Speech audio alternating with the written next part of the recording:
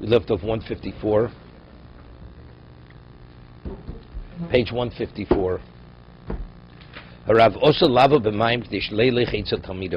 The previous halacha was that a student is permitted to go on Yom Kippur even though he has to go through a body of water up to his neck. So he's almost fully immersed. He's permitted to visit his Rebbe. But the Rebbe, to visit the Talmud, that's not permitted. Zayin. Ein Leil Sim Shin Aleph. Mishna Berura Sif Kot Yud Aleph. Okay. Ches. Holech Lishma Perosov. Person has an orchard, a vineyard, or whatever. He has his harvest, and he has to go check on them. Mutar Lav B'mayim Ba'alicha V'lo B'chazora. He's permitted to pass through water going there, but not returning. So why not to return? Because we said earlier, for a Dvar Mitzvah, if you're not going to let him return, he's not going to do the Mitzvah. So next time, if you're not going to let him go back, he says, next time I'm not going. Over here, why is he going? He's going to do a Mitzvah. This is for his own personal interest. It's his financial interest. You can't come back, so don't go. No, there is no Mitzvah. There is no Mitzvah to go. We're permitting it because over here, there's a question of a financial loss. So as long as it's not overt that he's doing it for that reason, we allow it. So what's the concern? Even on the way back, he's already checked. He sees everything is in order, right? He's at peace with himself. So if we don't let you go about what's going to be, so next time you're not going to go, that's your decision. You want to go, go. You don't want to go, don't go. We're not speaking about he's going to be discouraged from doing a mitzvah. If it's a mitzvah discouragement, we don't want to discourage it, so we allow him to return, although the return is not a mitzvah anymore. It's not a mitzvah, because next time he's not going to go. Okay? Correct.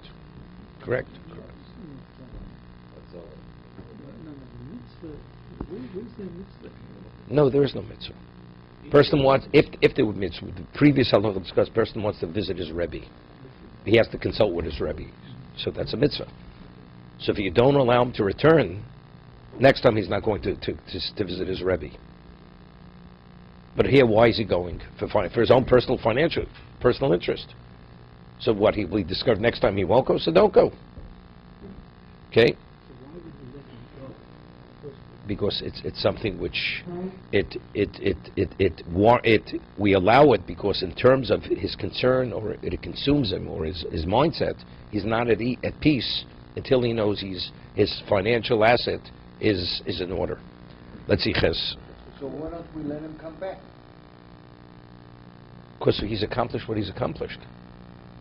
Take a look at Mishna. Halicha Mishna Hefsed Moment. Because it's a question of financial loss, that's what we allow him to go. But I still don't understand why he cannot come back.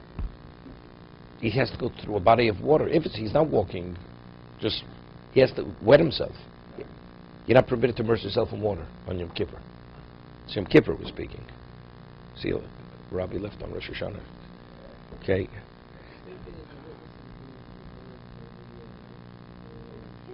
Yeah, it's different. Yeah. Going back, definitely not. No, there was something else. There was different. There we were limited their area where they were permitted to go. It's like equivalent of incarcerating them. They're going to be stuck in Dalan Amos, and they're not coming next time. Right, correct.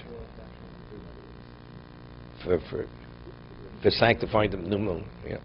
Hagav chomokim ramo. Chomok shtemut lava b'mayim. Afilu hoyelo derech sheyochol lahakid bi'abosh mut lavor. Even if he would have taken, even if he could have arrived at the same destination by taking a circuitous route, we permit him to go through the water. The lamait behi l'chodov tfeit. It's discussion in the Morning Shabbos. There's a question over there, but it's a different type of discussion. A person's not permitted to take a psi gas on Shabbos. When you walk on Shabbos, you're supposed to walk short strides, not large strides. So let's say you have a question. You come to a puddle, and you're going to either jump the puddle or go around the puddle. So jumping is an exertion. Walking around, it's a delay. You have to walk. So what is it better? Is it better to do the momentary exertion to jump, or to take the circuitous route, go around, where you're going to have to walk more. It's a discussion in Shabbos. Similarly here, we have a question. You're permitted to go through the water if you have no choice. What about if you could circumvent it by going around it? But it's going to take longer to get there, so you're going to have to walk along. What's better to do? It's better to go through rather than go around. But we're allowing him. We're allowing him. We're allowing, even though he's getting wet. He wants to go wet.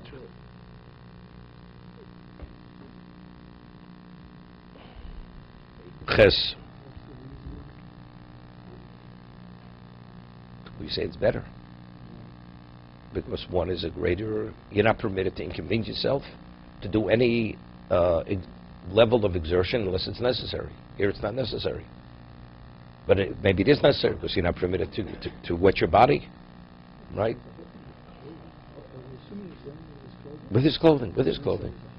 Look, no, this is his prerogative that we said earlier. When he goes through, he has to put his hands in a way where he's not going to wring out his clothing. If there's any question that he feels he may wring his clothing, then of course he's not permitted to go through the water.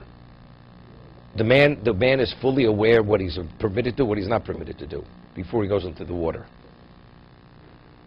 Are we allowed on Yom Kippur to tend one's business or look at? No, we mentioned it. It's not where it's something overt. It's obvious. You know, you're just walking by.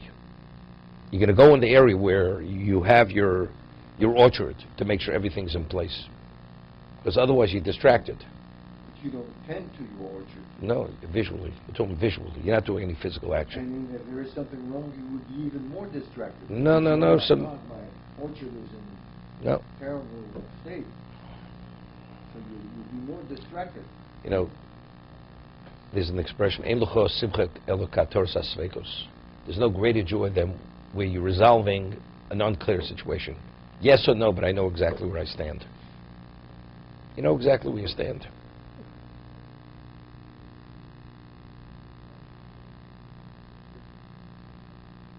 Mishna Berura derech mutalav achronim heskimu the mutav laket lulaver. He says, however, the later authorities, they concur that it's better not to go through the water. It's better to take the circuitous route rather than going through the water. Not like the Ramo. Also, litztanin betit lach imu tofechem nas latviach. What about a person who wants to take mud, cold mud, and just put it on his body, just to cool down his body on Yom Kippur? However, and when he puts the moist mud to his body, and he removes it afterwards, well, that's what you're smearing on you. No, he's not smearing, you're just putting it on. There's not going to be a residue of water left that if you now, his hand would wet something else. That's tofeach hamas latviach. Instead, this has to do with Til Sidaim too. What happens if you wash, and then after you wash, somebody touches his hands, and that person who touched his hand hadn't washed? So the washing is invalidated, correct? You have to wash over again. What about the person who washed, after you washed, you dried your hands, but if you touch your hands, you could feel a degree of moisture, but the amount of moisture is that if you would put it to something else, you're not going to wet something else. By touching it, you could sense there is some degree of moisture, but there's not enough that if he would put his hand to anything, he would wet something else. That's considered his hands are dry. So if somebody would touch his hands in that state, the hands are not invalidated. Because it's not tofeach nas latviach. Whatever he puts his hand on. Whatever he puts his hand on. He doesn't wet. It's not considered, he wets something else. He wets something else. The tissue remains dry. It's like a child, after the child washes his hands, you know, you send your child in to wash their hands. And then you say, did you wash your hands? He could say, come over here. I want to feel your hands. You're able to detect whether he washed the hands or not. Even the hands are not wet. But there's some residue of the washing that you're able to sense that the child washed their hands. But it's not where your hands don't become wet when you touch the child's hand. So that's because so if it's to that degree, you're permitted. What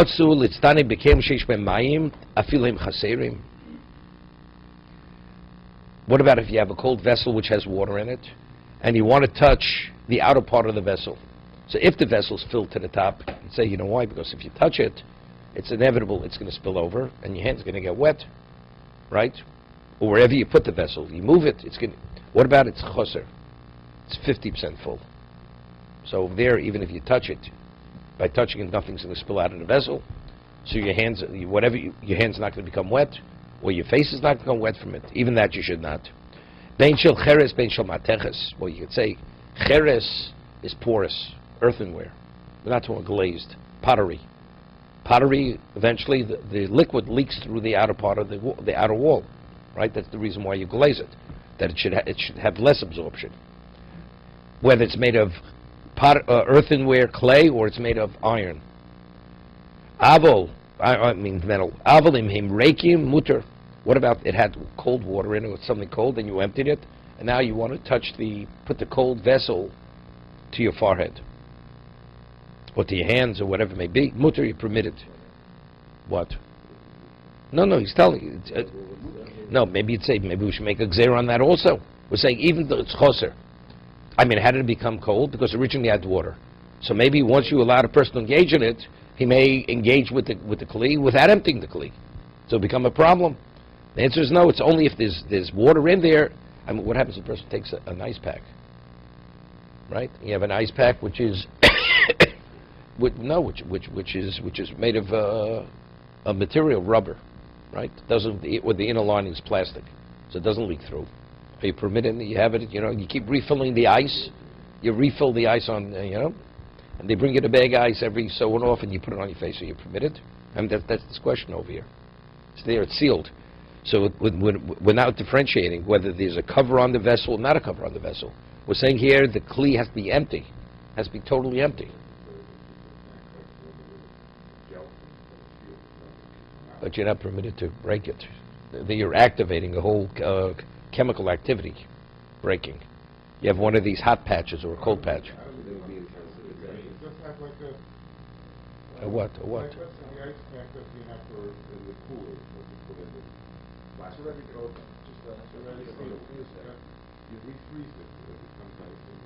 So that's what I'm explaining to you. Doesn't make same thing. And if you have a cover, same idea. It does make a difference. So here you could also theoretically get opened. It has liquid in it. I mean, we're not differentiating what it's an open vessel or closed vessel. It seems to be what we permit is has to be empty, totally empty. Right? Avalim reikim muter v'tchein pairs of tinok. Hagav also lishros mapa b'bojom. V'lasos k'min kelim neguvim l'tztanim bo b'yom kippurim. What about you soak a cloth in cold water, and then you're going to wring it out to the point where it can be, by touching it, you're not going to squeeze water out of it, so it's not a question of malaving, laundering, and you want to use that cloth to cool yourself. Well, you're not permitted. Why? The chayshina shemelo sinogi v'yofe. Because what happens if it's not dry sufficiently, and there is some degree of liquid there, v'yovel deschito, you may actually come to wring it. Haholech rochetz, hacholeh rochetz kedarka al pi she'ein mesukin. Person's not well and he has to wash himself for whatever reason, for health reasons. On Yom Kippur, he's permitted. Why? Because it's not tainuk, right? It's not because it's for pleasure reasons. It's because it's for health reasons. He's permitted. Tes. Lav dafke biyodayim. It's not specifically limited to cooling his hands down. Elafil leishiv atam kem sheish bo tefechem as latfiach over alachluchis. Umesanik lochi oser. That because since it's wet to the degree that his hand is sufficient moisture, that's considered washing, and that's tainuk. Hem chaserim. If the vessel is empty, koshkem leim sheish lochish sheyutzu amayim olav. That some may spurt out of the vessel. V'yol deschito avol butel kanech yodav ragla v'Yom Kippur b'mapo u'lemoch ma'avir aleinav. What about if you have a towel? You have a towel, you dry your hands, and now. So the towel, after you dry your hands, for a few people, it's moist, the towel. But it's not moist to the degree where you can wring it out. It's not a question of, that's the towel you're going to use. So since initially it was not soaked in water to the degree that you were able to squeeze it, that squeezing was the equivalent of laundering, so this towel or this cloth, you're permitted to apply to whatever you want, to your face, to your hands, to cool yourself. What's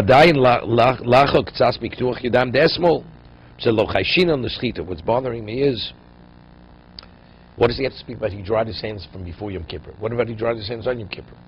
Because the times you're permitted to wash your hands, correct?